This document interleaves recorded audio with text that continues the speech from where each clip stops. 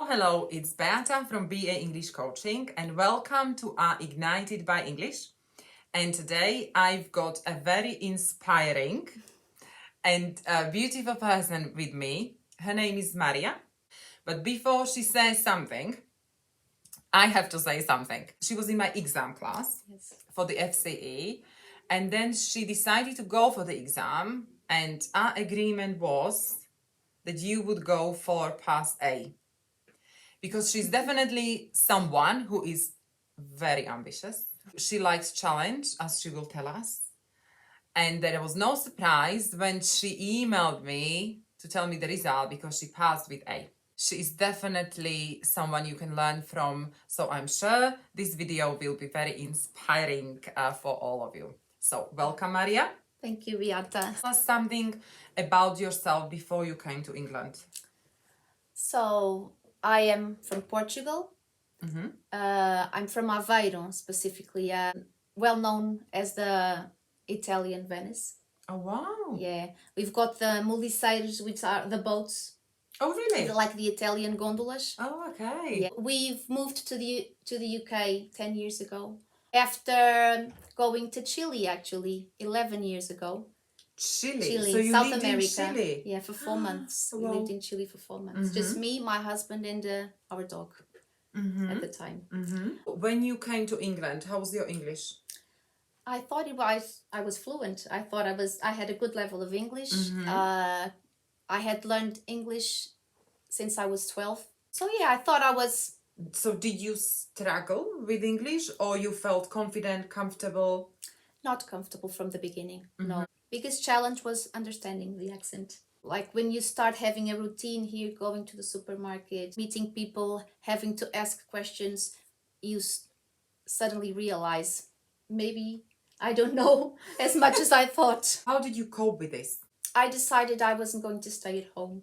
As I had a 4-month-old baby when we moved to England, and I decided I had to leave the house, isn't it? I have to go out. I can't be stuck at home. I couldn't wait for my husband to finish his work and then go out. So I decided, well, I'll go to the supermarket. It was the high of my day, going to the supermarket or going shopping, but food shopping. And I remember reading the labels. That helped me as well. When you are with a new baby in a different country, I think for some people it takes courage to do these things because you can be in your own country and you feel like you don't even want to go outside because it can be lunchtime and you can be still in your pajamas. So that's something. I felt that a lot. I was on my own, worrying about a 4-month-old. I didn't have any friends. My mom wasn't here, no sister. That must have been difficult. Yes, it was. And what about the Portuguese community here? Yeah, there was a big Portuguese community. And it's still. What I always ask, did you actually look for Portuguese people or did you not? And did you prefer to make friends from other nationalities because of your language? This is what always interests me. I decided from the beginning that if I wanted to improve my English level, I had to speak more. If you live in a Portuguese community or in your home language community, you'll never improve. Never. Yeah. I know a lot of people who never go out of that level. Exactly. They don't want to challenge themselves. I think there are two types of people. One, like you, who would like to improve, who like a challenge and you would like to learn. And then the others, as you said, they are happy where they are and they don't really care about future or they don't maybe have dreams. Or is there an embarrassing situation that you've experienced or? I can't say I have exactly embarrassing moments, but I remember struggling in some situations where I had to take my notebook, have a touch phone at the time. So I couldn't Google things at the moment, at the precise. So I Googled it from home. Okay. Made a note. Yes. And then, for example, went to the supermarket or to a shop or to the market. Specifically asked, do you have this? And you read it from the... Yeah.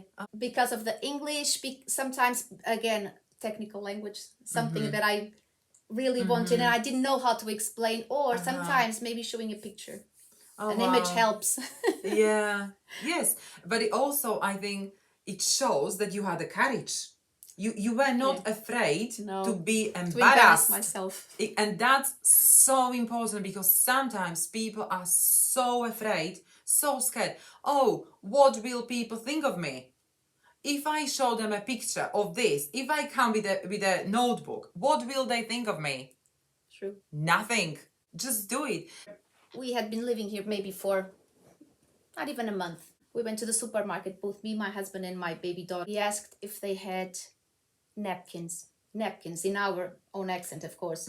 They took us to the aisle where they had nappies because they couldn't understand. Yes. So that yeah, was yeah. So it wasn't napkin- embarrassing. They said, "Oh no, we don't want we Yes. don't want nappies, we want napkins."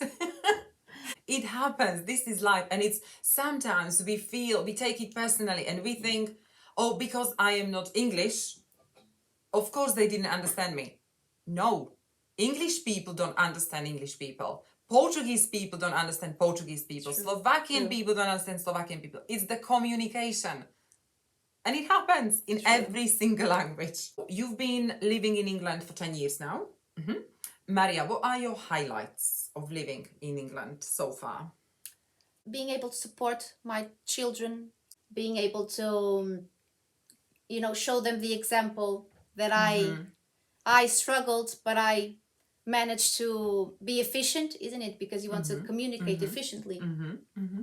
I managed to find a job. I wanted to, again, be the model. The year before, I was with Beata. I learned, I improved my English level in Beata's classes. Is there a particular moment or memory that stands out for you?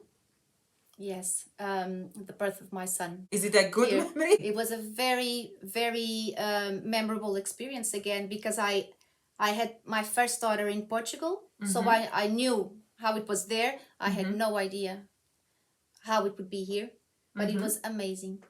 And then you were released from the hospital on the same day? No, 2 days after, fortunately. So I know they are released on the same day here. I don't agree with that, but is there such a thing as perfect English? So you said you were fluent, your children are bilingual. Is there such a thing as perfect English? no, I don't think so. Do you think English people speak perfect English? No, not at Yes. all. Not at all. So I think sometimes people think, oh, my English is not perfect. It will never be. Nobody's English is perfect. No. And So- what people usually tell me is that my English is very good.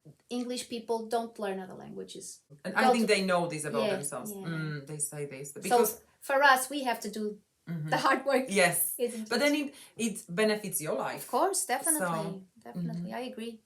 What motivates you to learn English? So you passed your FCE certificate with pass A, and there is one thing I can say is that Maria then emailed me. She sent me this lovely email, and then I think a few weeks later you sent me another one saying, Beata, now I think I would like to go for CAE, for the advanced certificate of English. So to me, it was like, yeah, definitely. Maria is ambitious. There is always room for improvement. There is always something else you can learn. So what motivates you to learn English? Again, I want to improve my English level. I want to be able to say I did it.